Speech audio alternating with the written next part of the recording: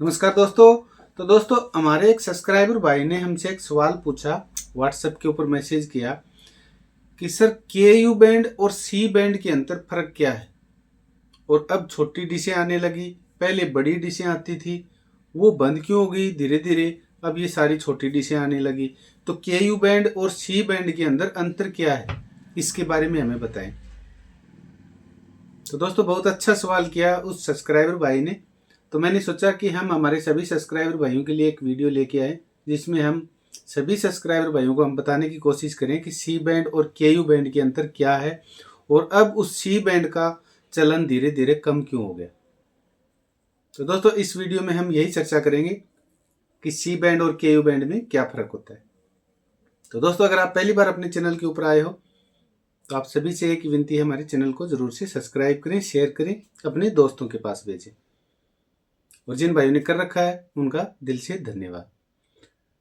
तो देखिए दोस्तों, कई भाई तो ऐसे हैं जो कि अपने चैनल के ऊपर जुड़े हुए हैं, उनको तो अच्छे से पता है, क्योंकि अपने चैनल के ऊपर ज़्यादातर जो मैंने आपको पीछे दिखाया था, अपनी एज का एक ग्राफ दिखाया था, तो उसके अंदर 65 तक एज के सब्सक्राइबर भाई हैं। तो उनको तो अच्छे से पता है कि सी बैंड और के यू बैंड क्या है।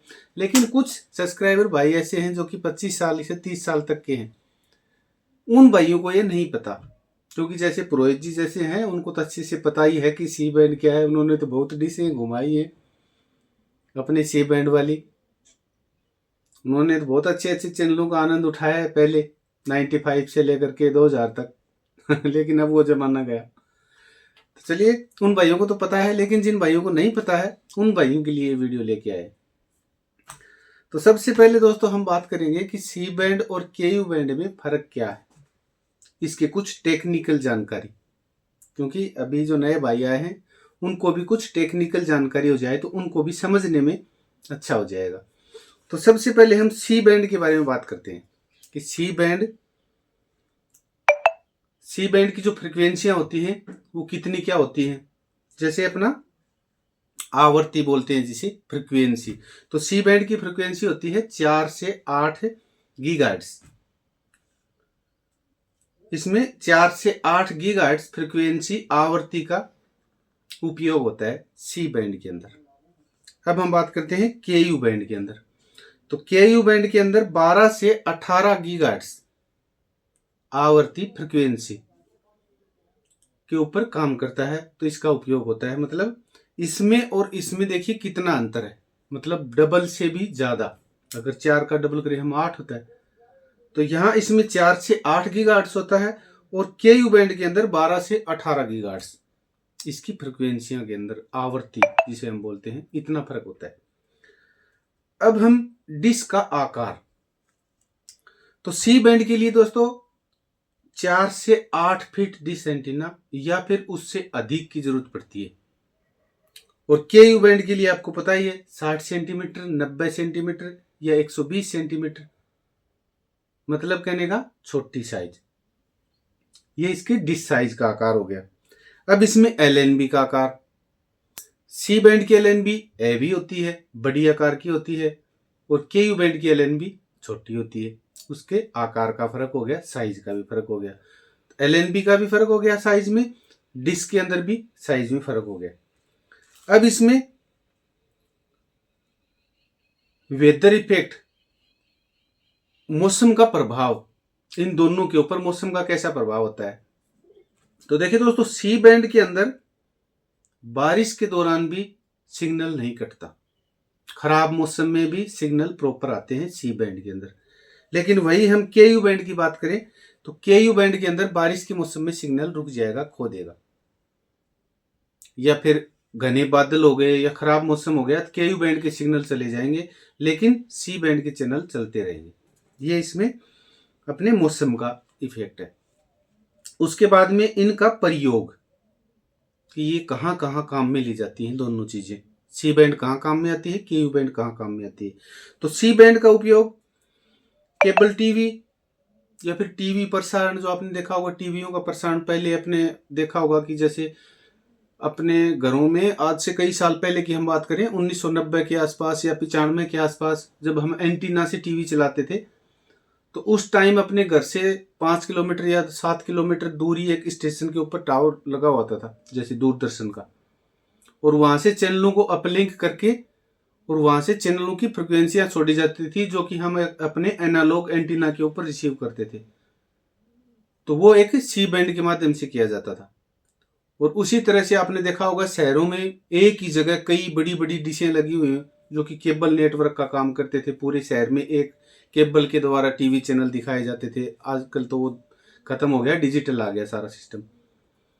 तो वहां इसका उपयोग होता है।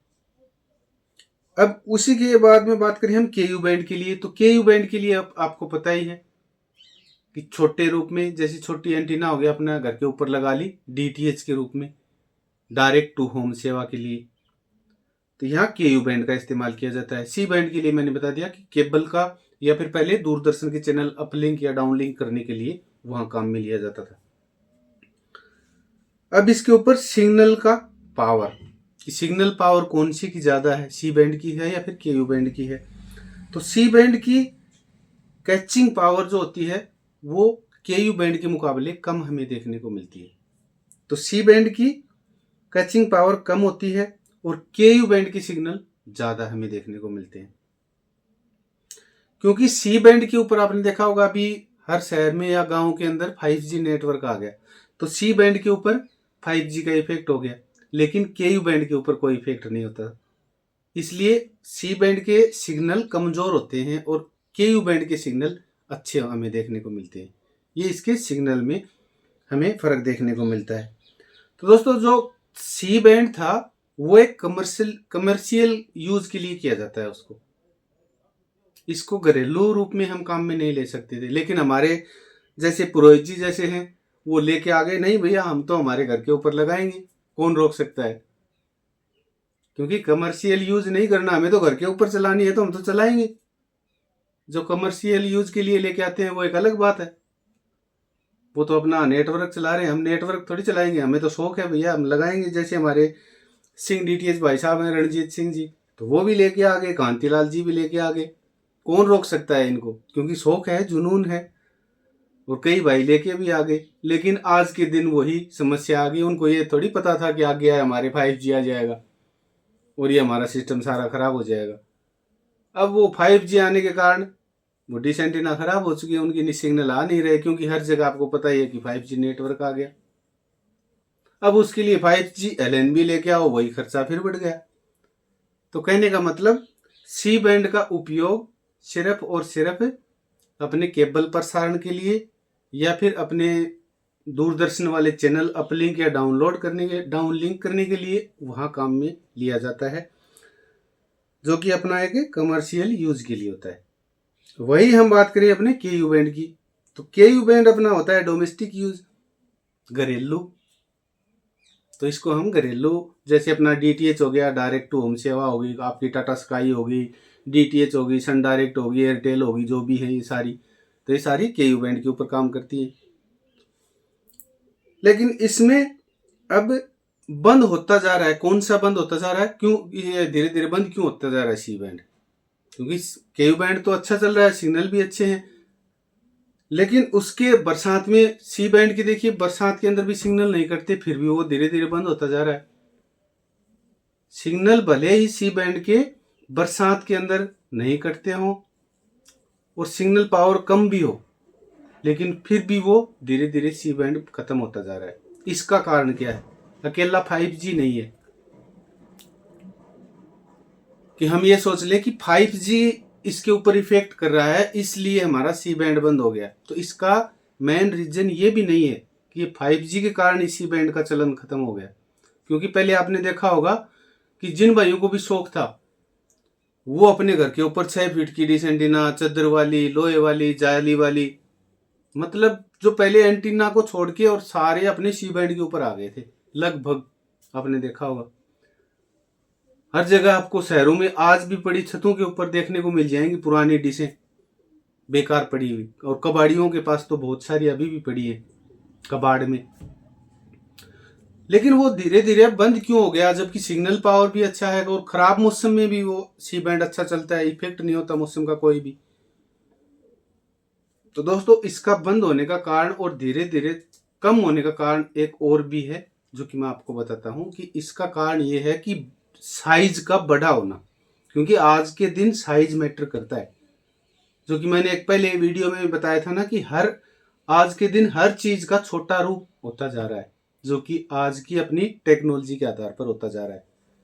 क्योंकि आज के दिन हर चीज हमें पोर्टेबल चाहिए, और ऐसे ऐसी टेक्नोलॉजी के अंदर परिवर्तन हर दिन हमें देखने को मिलते हैं।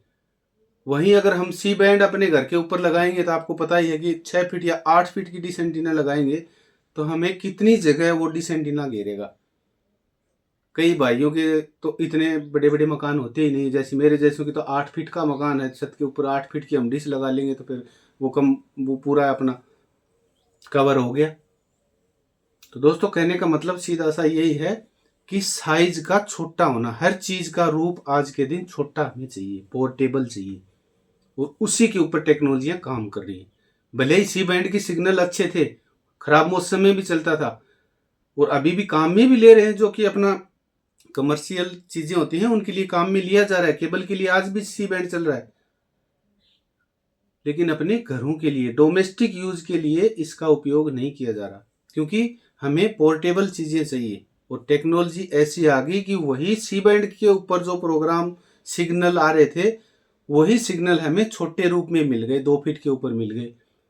तो हमें 6 फीट, जहां वो डिश एंटीना 6 फीट का जगह घेर रही थी, तो वो 2 फीट के अंदर काम चल गया।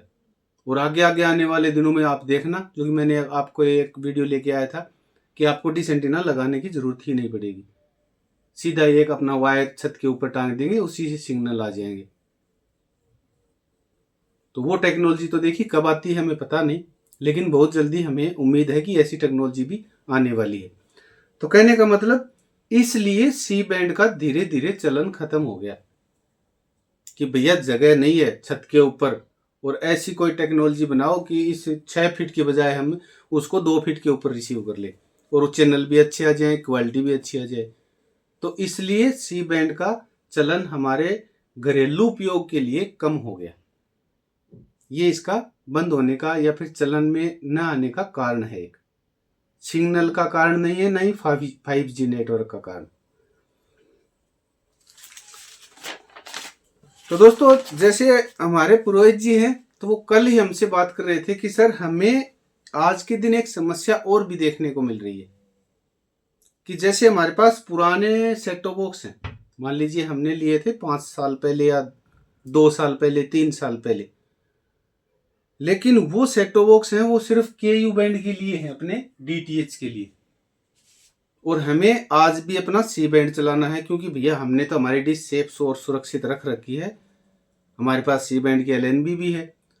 और वो पुरानी काम नहीं कर रही थी, क्या हुआ, हम नई लेके आ गए, हमारी 5G लेके आ गए, क्योंकि हमें तो ये डिश का कीड़ा लगा हुआ है, चैन से बैठने तो देता नहीं, ये खर्चा तो करवाएगा। लेकिन कोई बात नहीं, एक बार दर्द होता है, साइन कर लेते हैं, एक इंजेक्शन और लगवा लेते हैं, जो कि 5G LNB का है, वो इंजेक्शन लगवा लिया। अब हम तो हमारी डिश के एंटीना के ऊपर काम करेंगे, देखेंगे चैनल, वही कौन कौन से सेटेलाइट आएंगे, कौन कौन से, जब भी हमें टाइम मिलेगा हम तो मचकाएंगे, घुमाएंगे। लेकिन एक समस्या और आ गई कि पहले वाले सेट टॉप बॉक्सों के अंदर और आज वाले सेट टॉप बॉक्सों के अंदर सिग्नल में पकड़ने में समस्या हो गई। क्योंकि जब भी हम सी बैंड का कोई सैटेलाइट रिसीव करते हैं और उसको हम अपने इसे LED के ऊपर जब कोई हम चैनल लगाते हैं, तो आपने देखा होगा एक सिग्नल स्ट्रेंथ की लाइन आती है और एक क्वालिटी की लाइन आती है।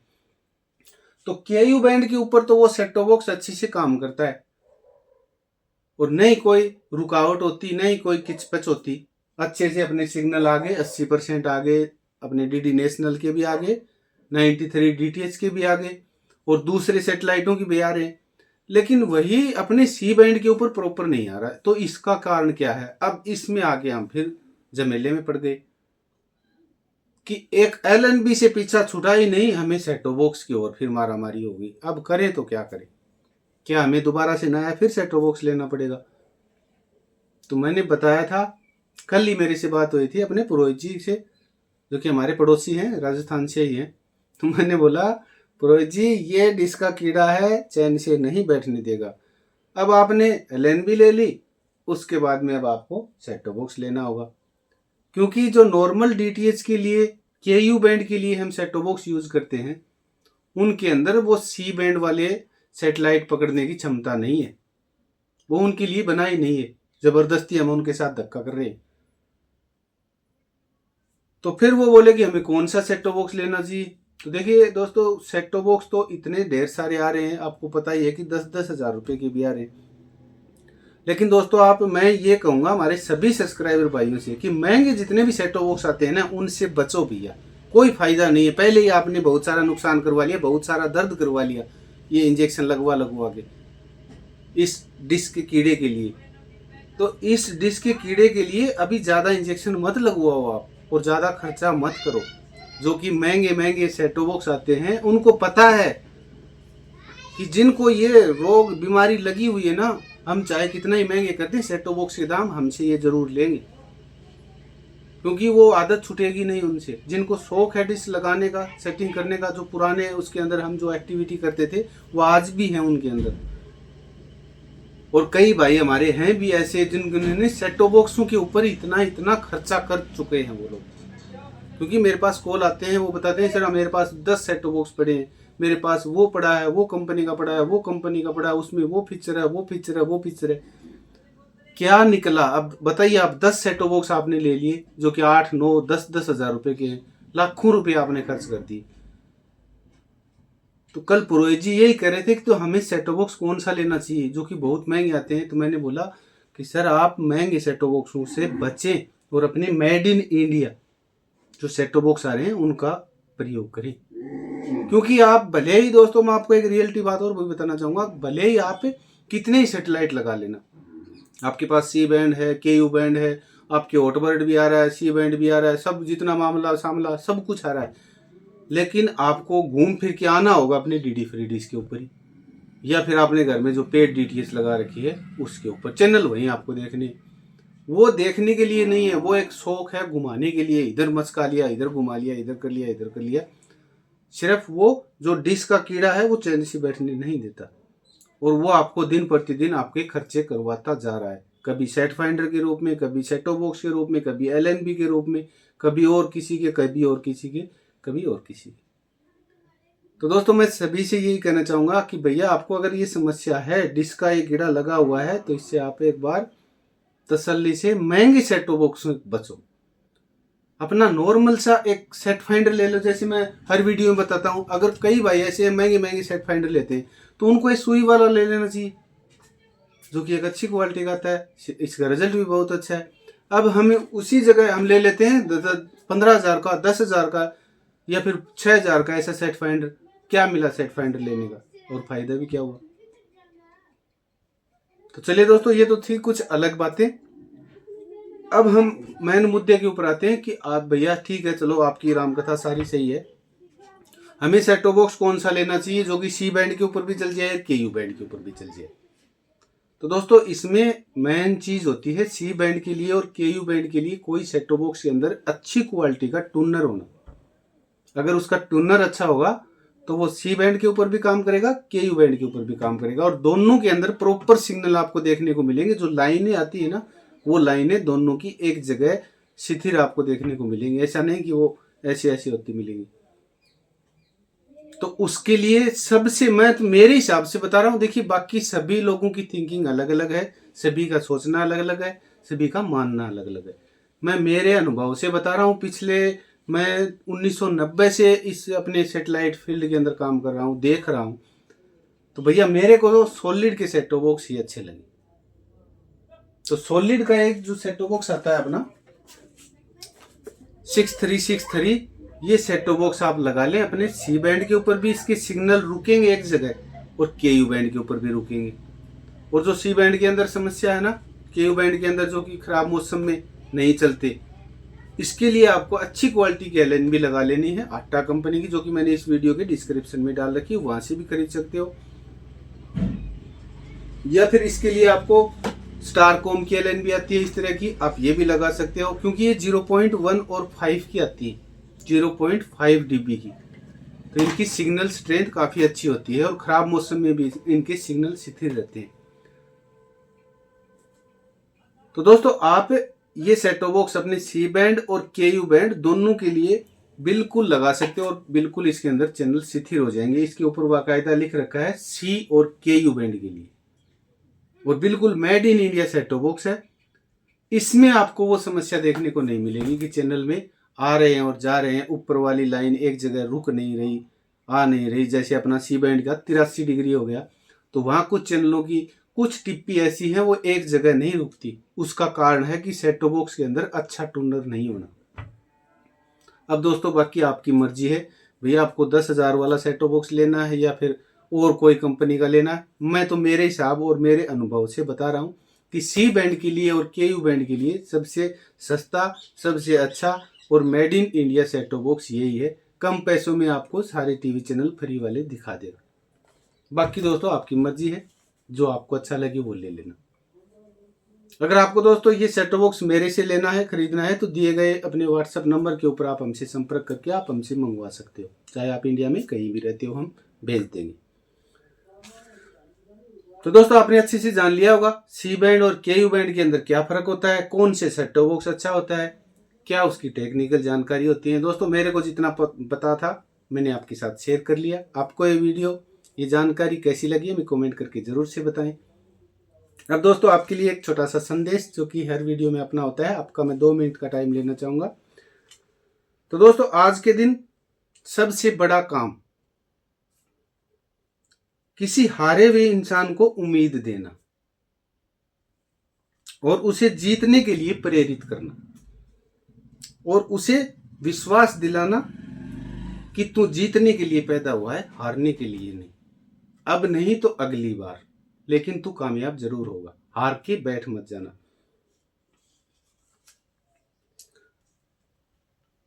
अब दोस्तों सबसे घटिया काम, सबसे बड़ा क्राइम, किसी आदमी ने अगर आपसे उम्मीद की है, उसकी उम्मीद को तोड़ना सबसे बड़ा क्राइम है। किसी की उम्मीद को मत तोड़ना दोस्तों, क्योंकि उम्मीद उसी से की जाती है जहां उसका विश्वास होता है। तो किसी की उम्मीद को न तोड़े और हारे हुए इंसान को तसल्ली और सहारा जरूर दे और उसको दोबारा से एक बार बोले तो दोबारा से उठ के खड़ा हो, प्रयास कर। तू हारने के लिए पैदा नहीं, तू जीतने के लिए पैदा हुआ है। इस बार नहीं तो अगली बार तेरे को सफलता जरूर मिलेगी। तो दोस्तों एक छोटा सा संदेश था अपने सभी सब्सक्राइबर भाइयों के लिए। अगर आपसे भी कोई उम्मीद करता है तो उसकी उम्मीद को आप न तोड़े। तो दोस्तों एक कुछ जानकारी थी, आपको ये जानकारी कैसी लगी मैं कमेंट करके जरूर से बताएं। तो दोस्तों मिलते हैं कल नेक्स्ट वीडियो में, तब तक के लिए नमस्कार, जय हिंद। सेफ रहें, सुरक्षित रहें, अपना ख्याल रखें। और दोस्तों इस वीडियो के अंदर जो कि आपको पता है कि हम अपने हर वीडियो के अंदर एक set top box free gift के रूप में देते हैं। तो किसी टेक्निकल कारण हमारे कुछ कमेंट हैं वो ओपन नहीं हो रहे, तो अगली वीडियो में हम 2 सेट टॉप बॉक्स देंगे आपके लिए। तो दोस्तों तब तक के लिए नमस्कार, जय हिंद, धन्यवाद।